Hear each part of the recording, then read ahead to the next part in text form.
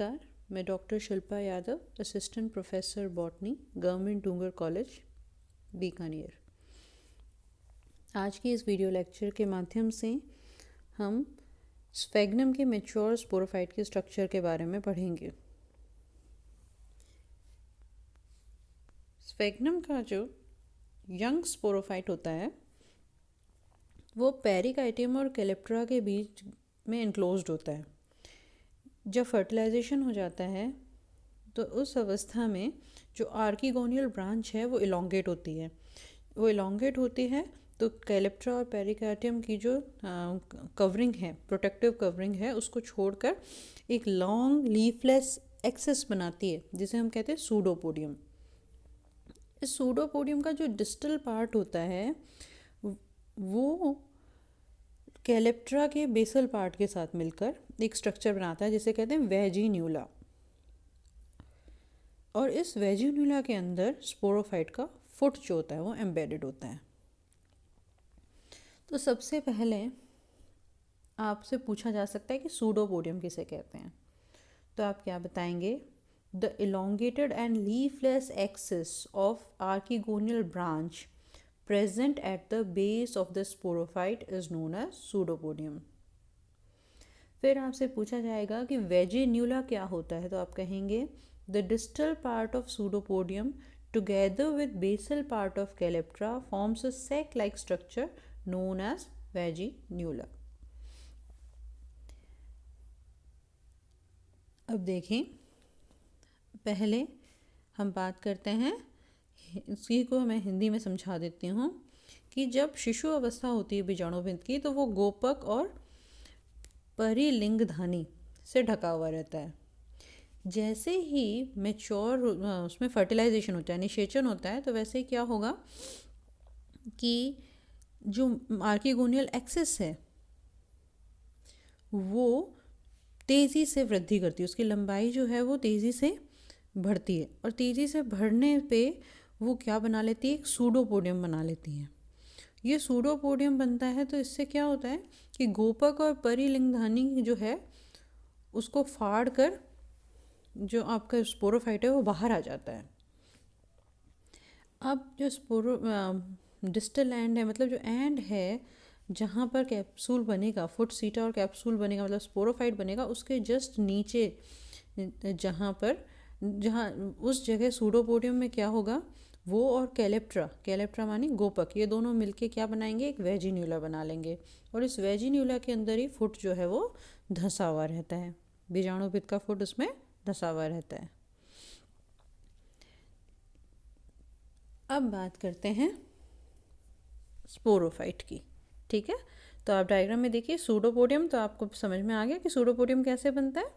Pseudopodium आर्किगोन कुछ भी नहीं है, मेन एक्सेस है आर्किगोनियल ब्रांच की, जो फर्टिलाइजेशन के बाद इलोंगेट हो जाती है और लीफलेस होती है। इसके ऊपर कैप्सूल लगा हुआ होता है। वेजिन्यूला वो टिप है जो कैलेप्ट्रा से और डिस्टल एंड ऑफ सूडोपोडियम से बनी हुई है और इसके अंदर स्पोरोफाइट का फुट एम्बेडेड होता है। अब बात करें कि स्पोरोफाइट खुद कैसा है, तो स्पोरोफाइट जो है वो फुट सीटा और कैप्सूल में डिफ्रेंशिएटेड है, फुट सीटा और कैप्सूल में विभेदित है। तो सबसे पहले बात करते हैं फुट की। तो फुट कहाँ धंसा हुआ है? वेजिन्यूला में। वेजिन्यूला में धंसा हुआ फुट कैसा है? वो बल्बस या सिलेंड्रिकल या होता है और हॉस्टोरिकल होता है फंक्शन में। कंदील व बेलनाकार हो सकता है और चूषकांक के रूप में कार्य करता है। पेरेन्काइमेटस सेल से बना होता है, पेरेन्काइमी कोशिका द्वारा बना हुआ होता है। अब सीटा जो एरिया है वो इनकॉन्स्पिक्यूअस नैरो रीजन है बिटवीन फुट एंड कैप्सूल। सीटा कैसा है? इसकी कोशिकाएं विभाजित नहीं होती, बिल्कुल भी क्लियर पता नहीं चलता कि ये सीटा इन दोनों फुट और कैप्सूल के बीच में छोटी सी जगह सीटा कहलाती है। अब कैप्सूल स्फेरिकल होता है, ऑलमोस्ट स्फेरिकल होता है, dark brown to black colour का होता है। इसके अंदर क्या मौजूद है? इसके अंदर सबसे बाहर मौजूद होती है कैप्सूल की वॉल। कैप्सूल की जो वॉल है वो 3 to 7 लेयर्ड हो सकती है और इसकी आउटर मोस्ट जो वॉल है, जो थिक थिक वॉल्ड है और कॉम्पैक्टली अरेंज्ड है, तो वो क्या बनाती है? एपिडर्मिस। इस एपिडर्मिस में रूडिमेंट्री स्टोमेटा मौजूद होते हैं। उसके बाद उसके अंदर जो मतलब आउटर मोस्ट लेयर तो हो गई आपके कैप्सूल, उसके बाद जो कैप्सूल वॉल है उसके अंदर क्लोरोप्लास्ट मौजूद होता है। तो अब ये जो रूडिमेंट्री स्टोमेटा और क्लोरोप्लास्ट की मौजूदगी है कैप्सूल वॉल में, वो क्या शो करती हैं? फोटोसिंथेटिक एबिलिटी शो करती हैं। तो हम मान सकते हैं कि स्वेग्नम के जो एंसेस्टर्स थे उनके अंदर जो स्पोरोफाइट था उसमें फोटोसिंथेटिक एबिलिटी मौजूद थी। ये तो बात हुई कैप्सूल वॉल की। अब कैप्सूल जो है उसके वॉल में सबसे ऊपर की तरफ एक circular by convex disc shape lid होती है, जिसे हम क्या कहते हैं? Operculum. Operculum is a circular biconvex disc shaped lid which is present at the apex of the capsule.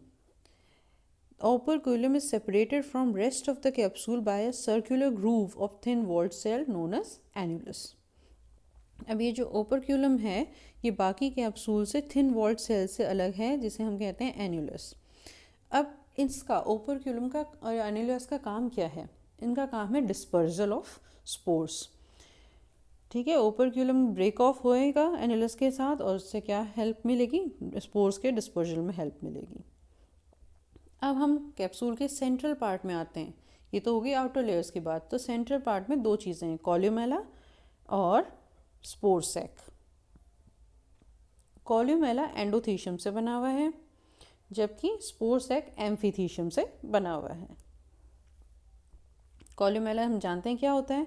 Central part of capsule which is occupied by cylinder of sterile cells. और sporogenous tissue जो है यहाँ पर वो कैसे हैं? Dome shaped arc में मौजूद होते हैं। आप डायग्राम में देख रहे हैं, इसके अंदर स्पोर्स बनेंगे। ये जो स्ट्रक्चर है ये किसका है? स्वेग्नम के मैच्योर स्पोरोफाइट का। ठीक है, अब हिंदी में बात कर लें तो जो कैप्सूल है वो लगभग गोल संरचना होती है तथा इसकी भित्ति 3 से 7 स्तरीय होती है। कैप्सूल की भित्ति की सबसे बाहरी परत बाह्य त्वचा बनाती है तथा इसमें अनेक निष्क्रिय व अल्पवर्धित रंध्र पाए जाते हैं। परिपक्व कैप्सूल की बाह्य त्वचा की कोशिका भित्तियाँ मोटी होती हैं, परंतु शेष सभी स्तर पतली भित्ति युक्त समरूप कोशिकाओं से निर्मित होते हैं। ये कोशिकाएं संहत रूप से व्यवस्थित होती हैं तथा इनमें अंतरा कोशिक अवकाशों का अभाव होता है। अपरिपक्व अवस्था में कैप्सूल भित्ति की कोशिकाओं में क्लोरोप्लास्ट भी पाया जाता है। कैप्सूल भित्ति में अल्पवर्धित रंध्र व क्लोरोप्लास्ट की उपस्थिति स्वेग्नम के पूर्वजों के बीजाणुभित्त की प्रकाश संश्लेषी क्षमता दर्शाते हैं। परिपक्व अवस्था में कैप्सूल के ऊपरी भाग में एक वलयाकार खांच पाई जाती है। इस खांच की बाह्य त्वचीय कोशिका अन्य समीपवर्ती कोशिकाओं से छोटी होती हैं तथा वलयिका बनाती हैं। वलयिका के ऊपर की स्थित कैप्सूल भित्ति का शेष भाग कैप्सूल का प्रच्छद बनाता है। इस प्रकार वलयिका प्रच्छद की सीमा निर्धारित करती है। कैप्सूल के केंद्रीय भाग में बंध्य कोशिकाओं का एक सिलेंडर होता है जिसे कॉल्यूमेला कहते हैं और यह कॉलम एम्फीथीशियम से बनता है। बीजाणुजन उत्तक कॉल्यूमेला के ऊपर एक गुंबदाकार आच्छाद के रूप में मौजूद होते हैं और इसको स्पोर सैक कहते हैं। ठीक है, तो यहाँ पर छोटे क्वेश्चंस बन सकते हैं कि सूडोपोडियम, ओपरक्यूलम, फिर वेजिन्यूला क्या होते हैं, और आपको ये भी पूछा जा सकता है कि मैच्योर स्पोरोफाइट के स्ट्रक्चर के बारे में एक्सप्लेन कीजिए। धन्यवाद।